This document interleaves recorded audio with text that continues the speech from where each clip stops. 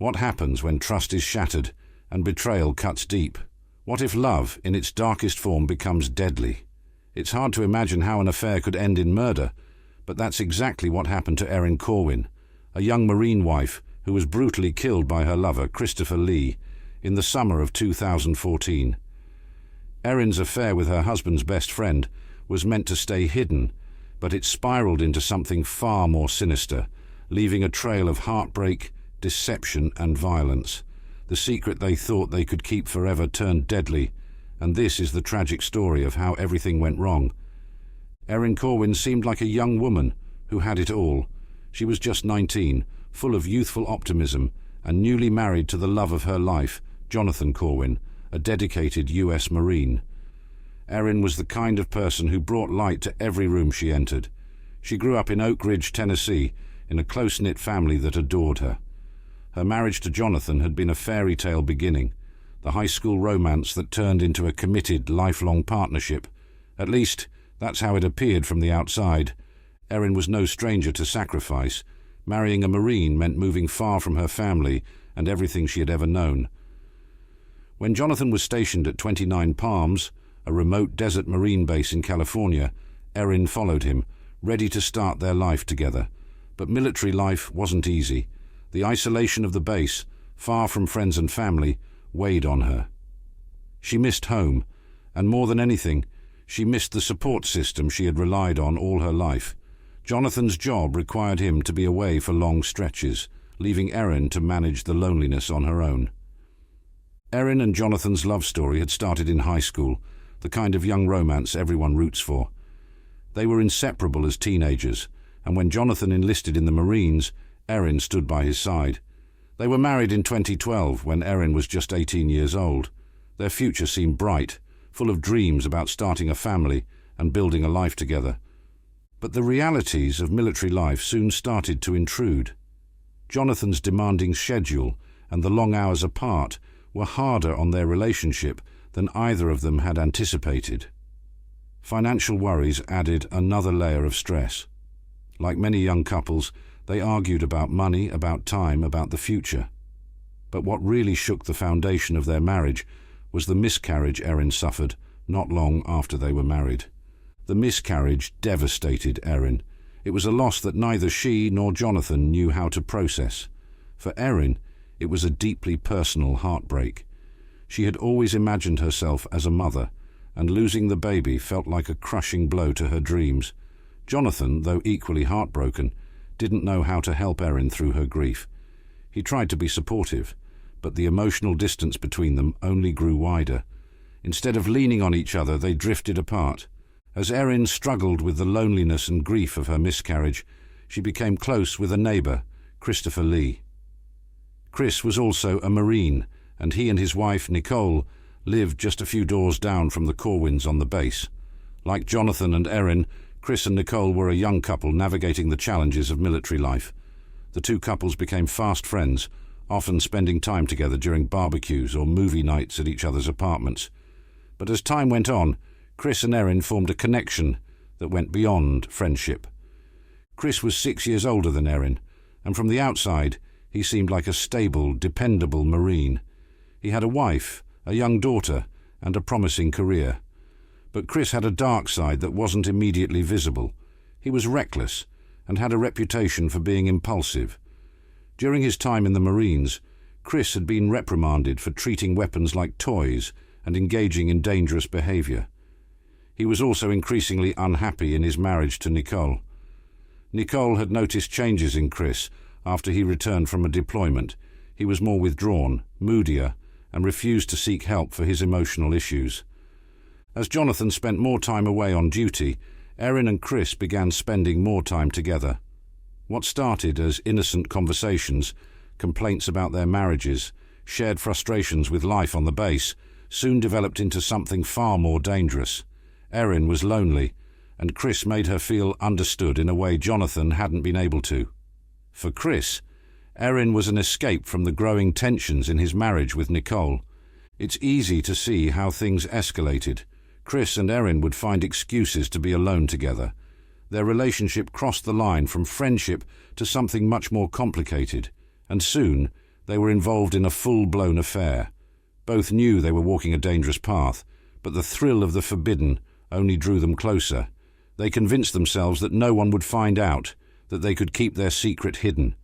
The affair was intoxicating for both of them. It gave Erin the emotional connection she craved, and for Chris, it was an outlet for his frustrations and unhappiness. But as the weeks went by, the risks grew greater. Chris and Erin weren't just risking their marriages. They were playing with fire, and it was only a matter of time before someone got burned. Affairs can't stay hidden forever, and it wasn't long before Nicole started to suspect that something was going on between Chris and Erin. She had noticed the way they acted around each other, the lingering glances, the way they always seemed to find a reason to be alone together. Nicole was no fool, and her suspicions quickly turned into certainty. One day, in a fit of anger, Nicole confronted Chris and Erin about their relationship. She threatened Erin, telling her that if she didn't stay away from her husband, there would be serious consequences. "If you ever have anything else to do with my husband, I'll kill you myself," Nicole reportedly screamed at Erin during one heated confrontation. For a brief time, it seemed like the affair might end. Chris and Erin cooled things off, afraid of what might happen if their secret got out. But despite the fear, they couldn't stay away from each other. The affair resumed, this time with even more secrecy. Nicole's warning had only heightened the stakes, but neither Chris nor Erin seemed able to stop. After the confrontation with Nicole, Chris and Erin's affair continued, but now they were even more careful. They met in secret, always finding ways to avoid suspicion. The passion between them was undeniable, and both were caught in the excitement of their forbidden love. But as their relationship grew more intense, so did the complications. They began talking about their future, what it would look like if they left their spouses and started a life together. But reality always seemed to get in the way. Chris had a wife and child to think about, and Erin was still married to Jonathan. The idea of leaving their spouses felt impossible, but neither of them could bring themselves to end the affair. The emotional hold they had on each other was too strong. In those moments, as they whispered about their future plans, neither Chris nor Erin could have imagined how their relationship would end. The fantasy of escaping together was just that, a fantasy, and the closer they came to being exposed, the more dangerous the situation became. Things took an even darker turn when Erin suspected that she was pregnant. Although she hadn't confirmed it with a doctor, she confided in a few close friends that she believed she was carrying Chris's child.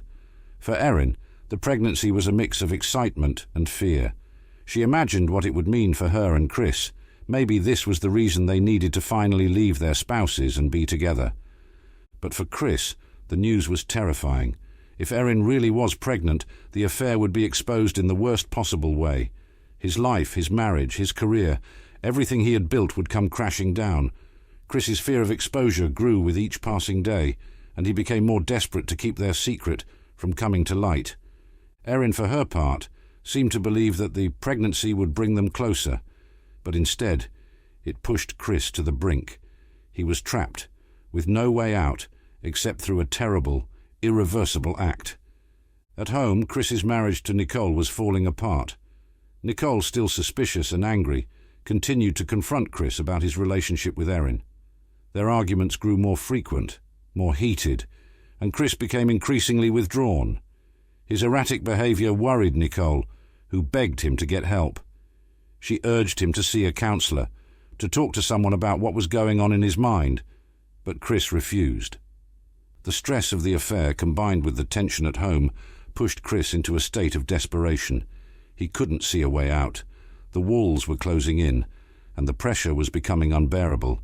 It was only a matter of time before something snapped, and when it did, the consequences would be deadly. On June 28, 2014, Erin woke up that morning like any other day. She kissed Jonathan goodbye, telling him she was going to scout locations at Joshua Tree National Park for an upcoming visit from her mother. Her husband thought nothing of it. It was a routine day trip. But Erin's real plan wasn't about sightseeing. She was meeting Chris. Chris had told Erin that they needed to talk, and she had no reason to suspect that anything was wrong. After all, They had been sneaking around for months now, and although the situation was tense, Erin still believed in the possibility of a future with him. Little did she know, Chris wasn't planning to talk about their future together. He had something far more sinister in mind. As Erin drove to the desert, she was likely filled with thoughts of what the day might bring. Maybe she was excited, hopeful that they could figure things out and move forward. Maybe she thought this would be the day they finally made a decision about their relationship. But when they met in the desert, something changed. It's difficult to imagine what was going through Chris's mind as he prepared for that meeting in the desert. He had told Erin they needed to talk, but instead he came prepared to kill. Whether he had fully decided this beforehand, or if the decision came in a moment of rage, is unclear, but what is known is that Chris brought with him a garrote, a weapon he had made himself, specifically for the purpose of murder. The two likely started with a conversation. Perhaps they argued about the pregnancy, about what to do next, or about their relationship. Whatever was said, things escalated quickly. Chris, filled with fear and desperation, snapped. In a moment of violence, he strangled Erin with the garrote, pulling it tight around her neck until her body went limp. It's hard to picture the scene. Erin, a young woman full of life, her dreams of a future with Chris turning to terror as she realized what he was doing. Chris, consumed by the weight of his own secrets, taking the life of someone he had once claimed to care for. The desert, silent and still, bore witness to the tragedy. Once Erin was dead, Chris was left standing over her body, the realization of what he had done sinking in. But instead of feeling remorse, he became focused on covering up his crime. He had come prepared not only to kill, but also to hide the evidence. What followed was a cold, calculated attempt to erase Erin from existence. After the murder, Chris knew he had to act quickly. The desert was vast, but it wouldn't take long for someone to realize that Erin was missing. He had to get rid of her body, and he had to do it in a way that would ensure no one would ever find her. Chris dragged Erin's lifeless body through the desert, the hot sun beating down on him as he moved her toward an old, abandoned mine shaft. The shaft was about 140 feet deep, a place so remote and inaccessible that Chris was certain it would be the perfect hiding spot. With cold precision, he lowered her body into the darkness, watching as she disappeared into the abyss. To Chris, the mine shaft was the final piece of his plan. He believed that by hiding Erin's body so deep in the desert, no one would ever find her. He thought he had covered his tracks. But no matter how deep you try to bury the truth, it always has a way of coming to the surface.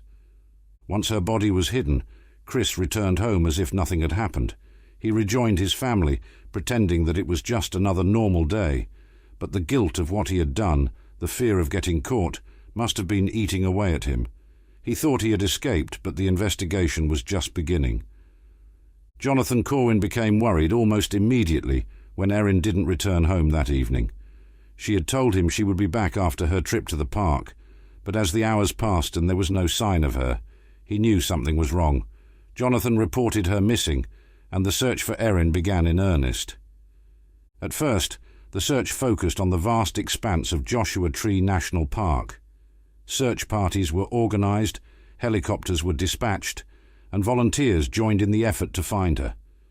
But searching the desert is like looking for a needle in a haystack. The park covers over 200 square miles of rugged terrain, and Erin could have been anywhere. For days, the search continued without any significant leads. Authorities scoured the area, but Erin seemed to have vanished without a trace. As with many missing person cases, suspicion initially fell on Jonathan. Investigators looked closely at him, questioning whether there had been problems in the marriage, whether he had any motive to harm his wife. But Jonathan was cooperative, and as the investigation progressed, the focus began to shift elsewhere. Chris, who had been one of the last people to see Erin alive, became a person of interest. His story didn't add up, and investigators sensed that there was more to his involvement than he was letting on. The breakthrough in the investigation came when detectives began digging into Chris's background and behavior around the time of Erin's disappearance. He had been one of the last people to see Erin before she vanished, but his account of what happened that day was inconsistent. Investigators noticed gaps in his story, and Chris's body language suggested he was hiding something. But it was Chris's digital trail that provided the first major piece of evidence. When investigators looked at his search history, they found chilling results. Chris had been researching how to dispose of a body. It was a damning piece of evidence, one that pointed to premeditation. This wasn't a crime of passion. Chris had planned it. Armed with this new information, detectives turned up the pressure on Chris. The more they investigated, the more suspicious he became. But there was still one major problem.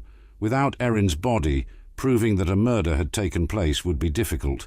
Investigators knew they needed to find her, and they redoubled their efforts in the desert. For nearly 2 months, search teams combed through the desert, following every lead, scouring every corner of Joshua Tree National Park. It was grueling, frustrating work, and as the days turned into weeks, hope of finding Erin alive began to fade. But just as it seemed the search might be called off, a discovery was made that would change everything. On August 16, 2014, searchers located an old abandoned mine shaft in the desert. It was the same shaft Chris had used to hide Erin's body. When they looked inside, what they found confirmed their worst fears. Erin's body, badly decomposed, lay at the bottom of the shaft, her life cut short by the man she had trusted. The garrote used to strangle her was still wrapped around her neck, a horrifying reminder of the violence she had endured. For Erin's family, the discovery of her body was both a relief and a tragedy. They had hoped, against all odds, that she might still be alive. But now, faced with the reality of her death, they had to confront the brutal truth of what had happened to her.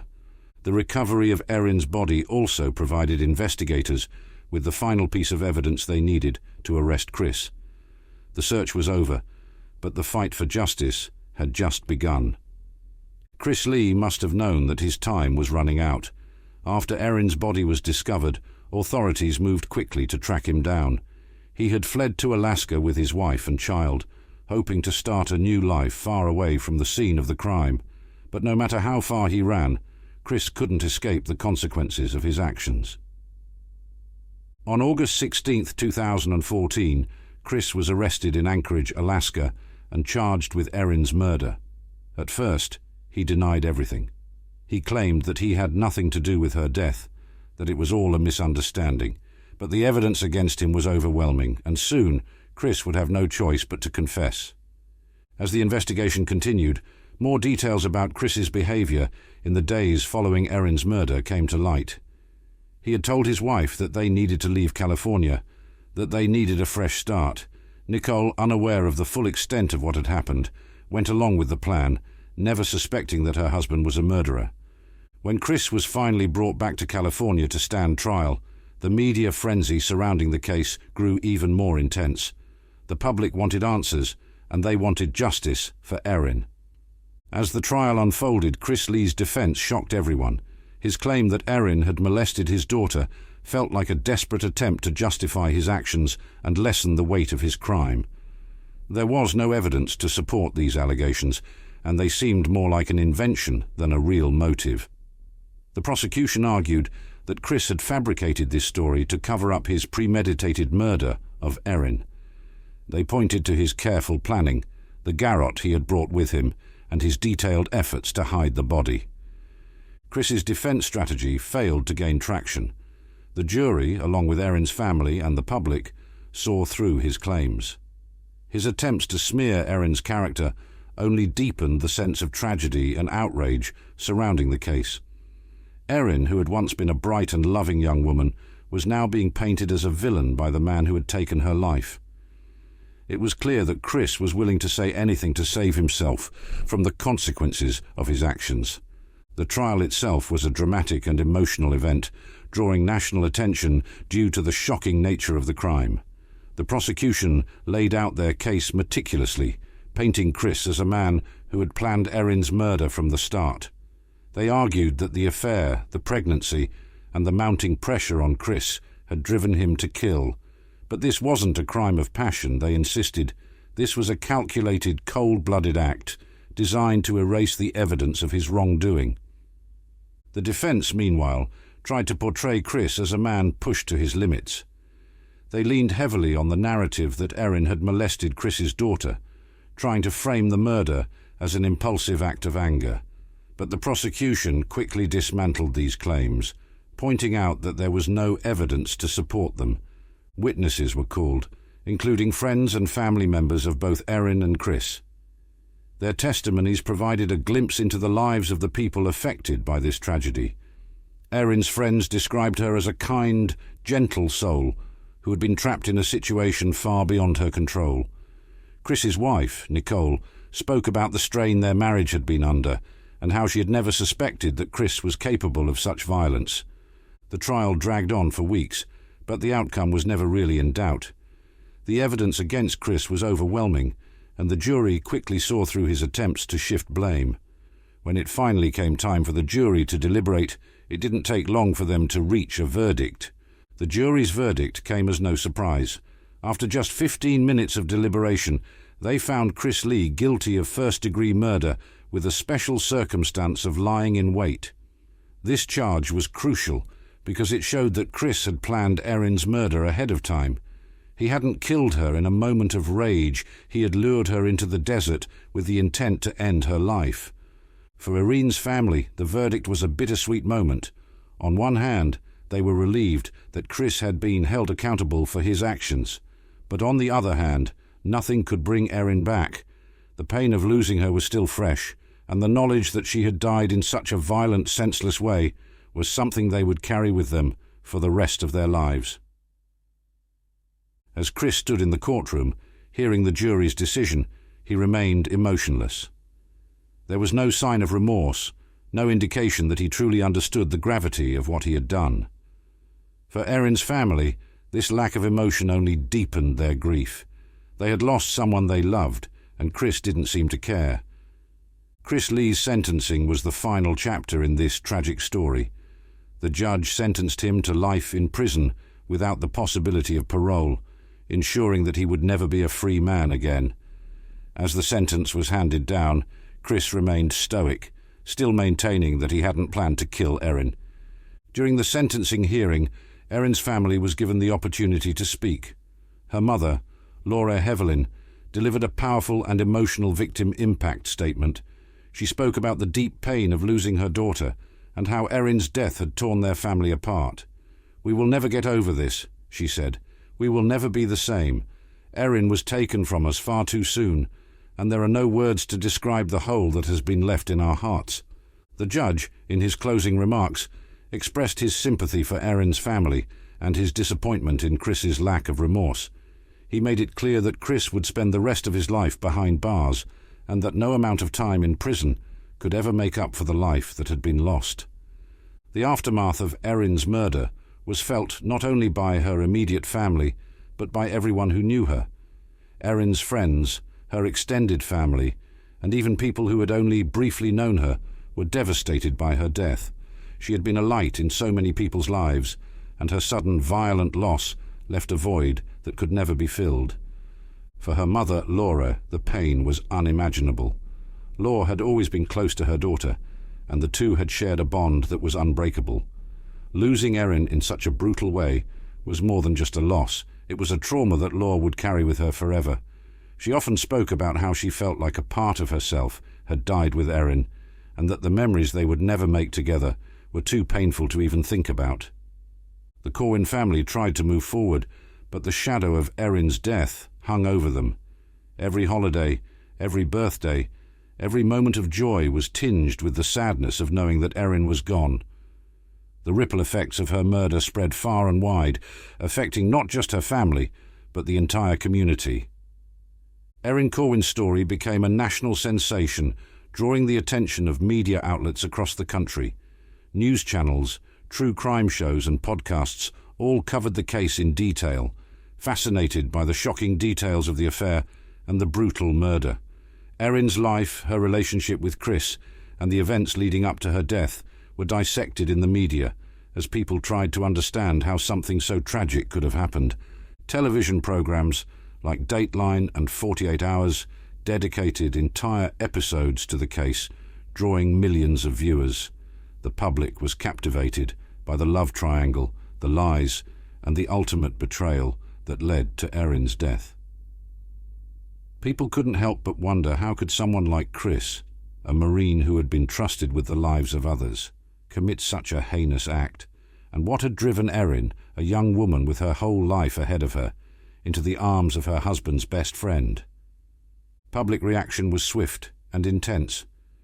There was an outpouring of support for Erin's family, with people from all over the country sending messages of sympathy and condolences.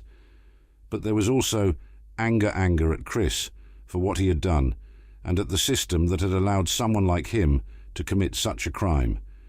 Erin's murder became a rallying cry for those who wanted to see justice for victims of domestic violence and infidelity.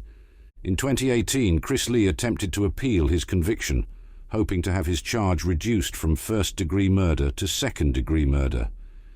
His defense argued that the crime had been committed in a moment of passion, not premeditated, as the prosecution had claimed. They pointed to Chris's emotional state at the time of the murder, suggesting that he had been overwhelmed by rage after learning about Erin's supposed molestation of his daughter. But the court wasn't swayed by this argument.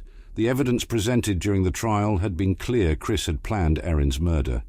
He had lured her into the desert, brought a garrote with him, and carefully disposed of her body in a mine shaft.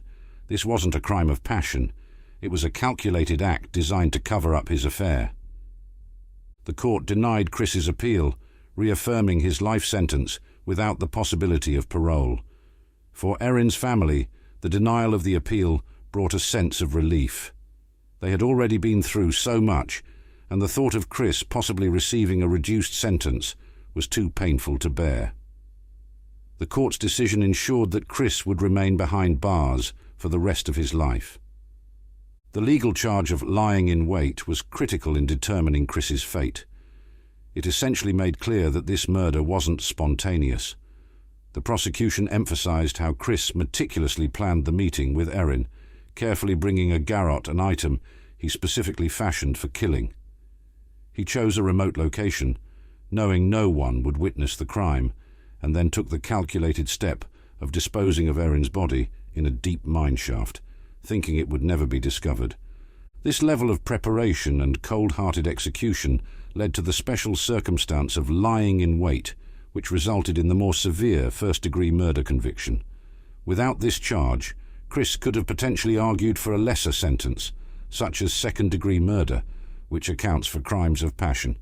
However, the jury was convinced that this was a premeditated murder from the start, which ultimately sealed his fate in the courtroom. For Jonathan Corwin, the aftermath of Erin's murder was as tragic as it was complicated.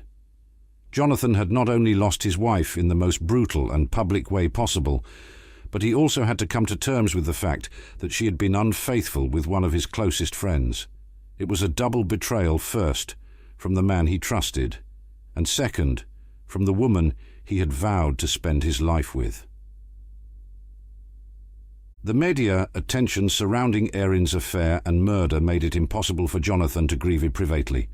Friends who knew him said that Jonathan was a quiet, reserved man who rarely opened up about his emotions, but after Erin's death, he withdrew even further from public life.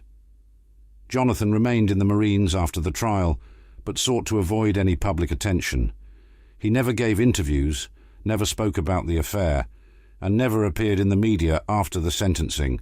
For Jonathan, the tragedy was too painful to relive, and he chose to mourn his wife in silence, away from the spotlight. One of the more troubling aspects of the case was Chris's psychological state leading up to the murder. Friends and colleagues of Chris described him as a man who had always been a bit reckless and impulsive, but his behavior had become increasingly erratic in the months before Erin's death. He was known to play with life-threatening weapons as if they were toys, and his suicidal tendencies became a growing concern. Chris was facing intense internal pressure. His affair with Erin was spiraling out of control. His marriage was falling apart, and his career in the Marines was uncertain. The weight of these stresses pushed Chris toward a mental breaking point. Nicole, his wife, had urged him to seek counseling or speak with someone about his emotions, but Chris refused. He bottled up his feelings, letting them fester until they finally exploded in the worst possible way. His emotional instability, combined with his impulsiveness, was a deadly mix. When he killed Erin, it was as much about fear of exposure as it was about his inability to handle the consequences of his actions. The psychological aspect of the case made Chris seem both terrifying and tragically broken, a man who had no control over the rage and fear that consumed him. Erin's murder highlighted a disturbing trend that occurs all too often in cases of infidelity, how secrets and betrayals can escalate into violence. Affairs are built on deception, lies, and hidden emotions, and when those secrets are threatened, the fallout can be catastrophic. Chris and Erin's relationship, which had once been exciting and forbidden, eventually became a deadly trap. For Erin, the affair may have felt like an escape from her difficult marriage, but for Chris, it became a burden too heavy to carry.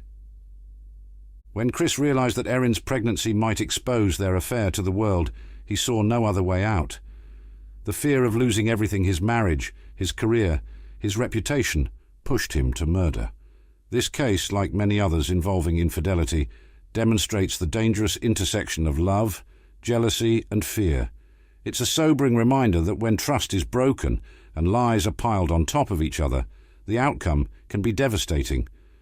The story of Erin Corwin is far from unique. History is full of true crime cases where infidelity has led to murder. One of the most infamous is the case of Scott Peterson, who killed his pregnant wife Lacey to be with his mistress Amber Frey. Like Chris, Scott was a man who couldn't handle the consequences of his extramarital affair, so he chose to eliminate the one person standing in his way, his wife. Similarly, the case of Chris Watts shocked the world when he killed his wife, Shanann, and their 2 young daughters so he could be with his mistress. In these cases, love turns to obsession, and when the reality of exposure threatens to shatter the illusion, violence becomes the only perceived way out. These stories share a common theme. When people try to protect their secrets at all costs, the results are often tragic. Chris Lee's actions fit into a disturbing pattern of men who, rather than face the consequences of their lies, chose to murder the women who trusted them the most. Erin's death serves as a tragic reminder of the consequences of infidelity and the dangers that can arise when secrets are kept. Affairs are often thought of as private matters, but they rarely stay that way. As this case shows, the lies that surround an affair can unravel lives, destroy families, and sometimes lead to deadly consequences. The public's fascination with Erin's murder reflects a broader societal interest in the darker side of human nature. People are drawn to stories of betrayal and violence, not just because they're shocking, but because they reveal something about the complexity of relationships. Erin's murder forces us to ask difficult questions about trust, honesty, and the lengths people will go to protect their lies. For Erin's family, the public attention on her murder has been both a blessing and a curse. On one hand, they've received overwhelming support from people who sympathize with their loss. But on the other hand, Erin's life and the affair that led to her death has been dissected and analyzed in the public eye, turning a personal tragedy into a national spectacle. Years after Erin's death, her story continues to resonate with true crime enthusiasts and the general public. Books, documentaries, and podcasts have explored the details of her murder, ensuring that Erin's memory lives on. But for those who knew her, the pain of her loss remains just as sharp as it was the day she was killed. Erin's murder has become a part of the true crime canon, joining the ranks of other infamous cases that highlight the dangers of deception and betrayal. Her death serves as a reminder that no matter how well we think we can hide our secrets, the truth has a way of coming to light. And when it does, the consequences can be far more devastating than we ever imagined. For Erin's family, keeping her memory alive is the most important thing. They have worked tirelessly to ensure that her life is remembered not just for how it ended, but for who she was: a loving daughter, a devoted wife, and a woman who had so much more to give. Erin Corwin's story is a tragedy that reminds us of the fragility of trust and the devastating power of lies. A young woman, filled with dreams and hopes for the future, had her life brutally cut short by a man who couldn't face the consequences of his actions. This story isn't just about love or betrayal. It's about the terrible things that can happen when secrets are allowed to fester and grow. Erin's death leaves us with haunting questions. What if she had never gotten involved with Chris? What if Chris had chosen a different path? We'll never know the answers to these questions, but what we do know is that Erin's life was taken far too soon, and the pain of her loss will be felt by those who loved her forever. If you found this story as compelling as we did, please consider commenting, sharing, and subscribing to our channel. Your support helps us continue to tell these important stories. Don't forget to hit the bell icon so you never miss an update on the latest true crime videos. Together, we can keep Erin's memory alive and continue to learn from the lessons her story has to teach us.